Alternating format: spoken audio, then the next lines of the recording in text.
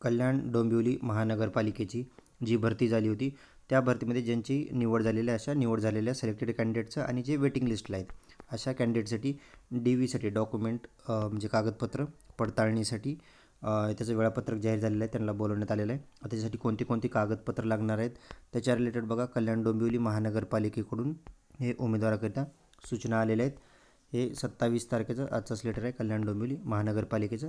विषय बघा कल्याण डोंबिवली महानगरपालिकेच्या संकेतस्थळावर प्रसिद्ध झालेल्या निवडसूचीतील नमूद उमेदवाराचे दस्तावेज पडताळणीबाबत म्हणजे कागदपत्र पडताळणीसाठी डॉक्युमेंट व्हेरिफिकेशनसाठी कल्याण डोंबिवली महानगरपालिकेची सरळ सेवा भरती 25-26 अंतर्गत 9 सप्टेंबर ते 12 सप्टेंबर दरम्यान जी परीक्षा झाली होती, ठीक आहे. याच्यामध्ये स्टाफ नर्स असेल आणि बाकी कॅडरची पण. तर त्याच्या रिलेटेड ज्या कॅन्डिडेटचं समांतर आरक्षण तसेच मार्कनुसार जे निवडसूची तयार केली होती म्हणजे सिलेक्शन लिस्ट ती KDMCच्या साईटवर कल्याण डोंबिवली महानगरपालिकेच्या साईटवर याच्या आधी प्रसिद्ध करण्यात आली होती. तर त्या अनुषंगानं सोबत तक्त्यातील निवड यादी म्हणजे सिलेक्टेड कॅन्डिडेट ज्यांचं सिलेक्शन झालेलं आहे ते प्लस जे प्रतीक्षा यादीतील म्हणजे जे वेटिंग लिस्टला आहेत अशा पण कॅन्डिडेट्स दोन्हीचं असलेल्या उमेदवाराचे ऑनलाईन अर्जात अपलोड केलेले दस्तावेज. ऑनलाईन अर्जात म्हणजे तुम्ही ज्यावेळेस फॉर्म भरला होता त्यावेळी जे तुम्ही डॉक्युमेंट अपलोड केले होते ते, त्याच्यानंतर अर्हता अनुभव प्रमाणपत्र, जात प्रमाणपत्र म्हणजे सर्व डॉक्युमेंट तुम्हाला मी खाली डॉक्युमेंटची लिस्ट पण आहे ते पण दाखवतो तुम्हाला. सर्व दस्तऐवज यांची मूळ कागदपत्रे म्हणजे तुमचे ओरिजिनल डॉक्युमेंट आणि त्याच्यानंतर प्रत्येक 2 स्वसाक्षांकित म्हणजे सेल्फ अटेस्टेड केलेले प्रतिसह स्वतः प्रतिनिधी चालणार नाही म्हणजे तुम्हाला DVला स्वतः उपस्थित राहावं लागेल, तुमच्या जागी दुसऱ्या कोणाला नाही जमणार, ठीक आहे. तर तुम्हाला स्वतः जावं लागेल डॉक्युमेंट व्हेरिफिकेशनला, समक्ष उपस्थित राहावे. दस्तऐवज पडताळणीसाठी ठिकाण व वेळापत्र खालीलप्रमाणे. आता याच्यामध्ये त्यांनी जे ठिकाण दिले डॉक्युमेंट व्हेरिफिकेशनचं ते ठिकाण आहे बघा आचार्य प्रल्हाद केशव अत्रे कॉन्फरन्स हॉल पहिला मजला सुभाष मैदान कल्याण डोंबिवली महानगरपालिकेजवळ शंकरराव चव्हाण चौक कल्याण 42-13-01, ठीक आहे. हे पत्ता दिलेला आहे. या ॲड्रेसवर तुमचं डॉक्युमेंट व्हेरिफिकेशन होणार आहे सिलेक्टेड कॅन्डिडेट्स आणि वेटिंग लिस्टला आहेत जे त्यांचं, ठीक आहे. आता याच्यामध्ये शेड्यूल बघा इथं खाली त्यांनी शेड्यूल दिलेलं आहे. याच्यामध्ये 6 तारखेपासून तुम्ही बघू शकता डॉक्युमेंट व्हेरिफिकेशन चालू झालेलं आहे. 6 तारखेपासून होणार आहे.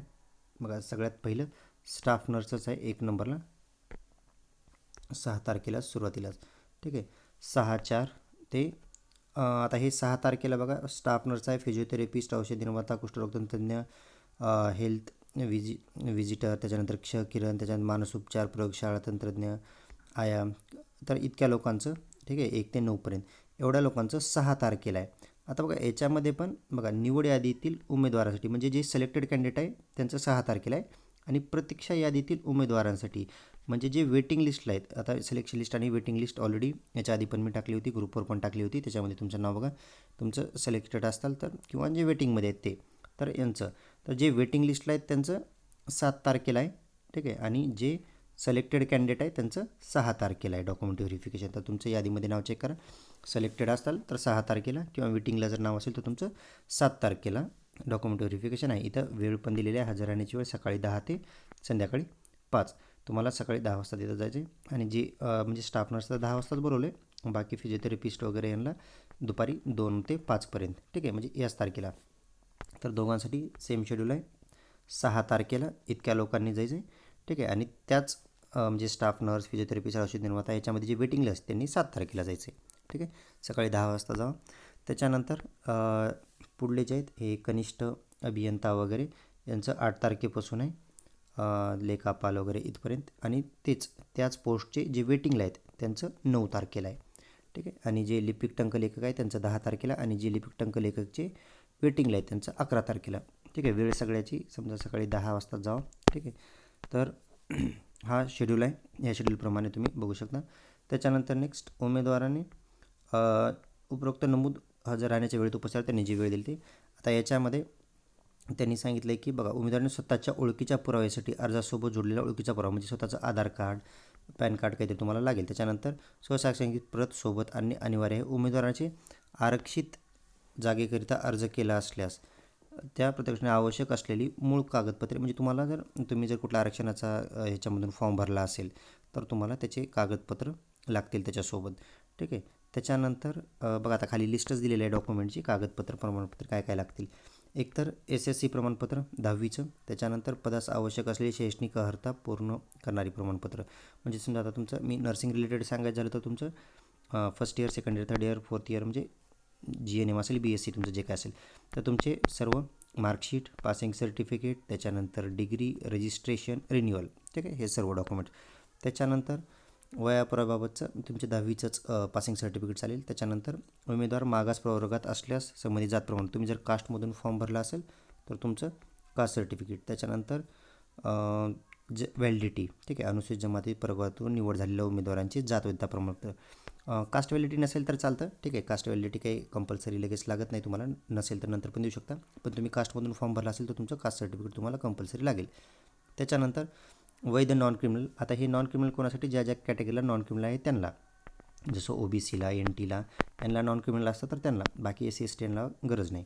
त्याच्यानंतर EWSमधून कोणी फॉर्म भरला असेल तर त्याचं सर्टिफिकेट, दिव्यांगमधून कोणी फॉर्म भरला असेल तर त्याचं सर्टिफिकेट लागेल तुम्हाला, माजी सैनिक असेल तर त्याचं, खेळाडू असेल तर त्याचं, अनाथ असेल, पदवीधर, अंशकालीन, भूकंपग्रस्त, प्रकल्पग्रस्त, म्हणजे जर तुमच्याकडे याच्यातून जर तुम्ही फॉर्म भरला असेल तर त्याचं सर्टिफिकेट लागेल. तुमचं स्पोर्ट, धरणग्रस्त, प्रकल्पग्रस्त, अंशकालीन, माजी सैनिक जे काय असेल ते. नसेल तर ठीक आहे, काही गरज नाही. जर तुम्ही भरला असेल त्याच्यातून फॉर्म तर ते सर्टिफिकेट लागेल. त्याच्यानंतर नेक्स्ट उमेदवार नावात बदल असल्यास, म्हणजे तुमचं जर काही नावात बदल वगैरे असेल तर तुमचं गॅजेट लागेल. त्याच्यानंतर महाराष्ट्र राज्याचा अधिवास म्हणजे डोमिसाईल, ठीक आहे, हे डोमिसाईल सर्वांना लागेल. त्याच्यानंतर ज्या पदाकरिता अनुभव आवश्यक आहे, आता ज्या ज्या पोस्टला एक्सपिरियन्स सांगितलं होतं कंपल्सरी, त्याच्यासाठी तुम्हाला एक्सपिरियन्स असेल तर त्याचं नियुक्ती आदेश म्हणजे तुमची अपॉइंटमेंट लेटर, त्याच्यानंतर अनुभव प्रमाणपत्र, एक्सपिरियन्स लेटर, अनुभव कालावधीत सर्व वेतन चिठ्ठी, पेमेंट म्हणजे पेमेंट स्लिप तुमच्या, त्याच्यानंतर वेतन जमा झाल्याचे नोंद असलेले बँक पासबुक म्हणजे पासबुकची झेरॉक्स किंवा स्टेटमेंट तुमचं इतकं लागेल. त्याच्यानंतर नेक्स्ट, जर तुमचं काही शैक्षणिक अर्हता किंवा धारण करीत नसल्याचं जर आढळून आलं, किंवा जर तुम्ही जे डॉक्युमेंट दाखवताय ते पडताळणीकरिता अपूर्ण असतील, किंवा तुम्ही जे सादर केलेल्या उमेदवारास निवडीसाठी अपात्र करण्यात येईल, तुमच्याकडे डॉक्युमेंट नसतील किंवा कमी असतील, अपूर्ण असतील तर तुम्हाला अपात्र ठरवण्यात येईल. याबाबत कोणतीही तक्रार विचारात घेतली जाणार नाही.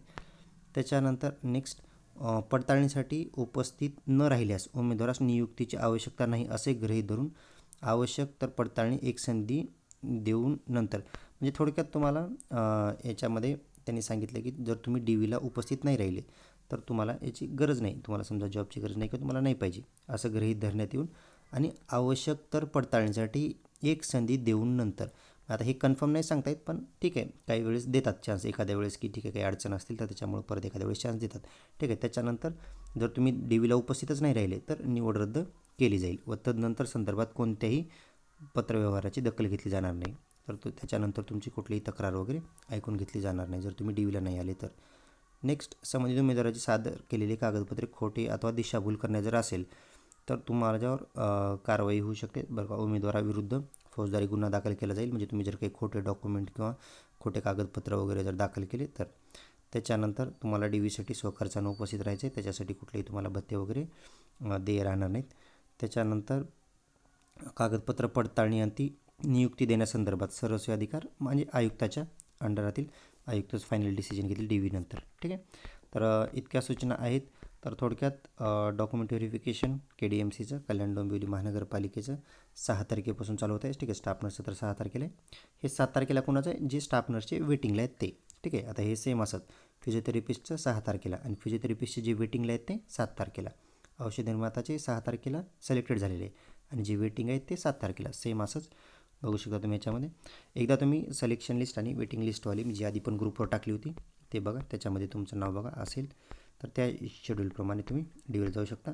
याच्या व्यतिरिक्त आणखीन काही डाऊट असतील तर कमेंट सेक्शनमध्ये ॲड करा किंवा डिस्क्रिप्शनमध्ये ग्रुपची लिंक आहे तिथं जॉईन करून तुम्हाला काही डाऊट असतील तर तिथं ॲड करू शकता. हे पूर्ण PDF मी ग्रुपमध्ये टाकलेलं आहे, तिथं डिटेल तुम्हाला बघता येईल.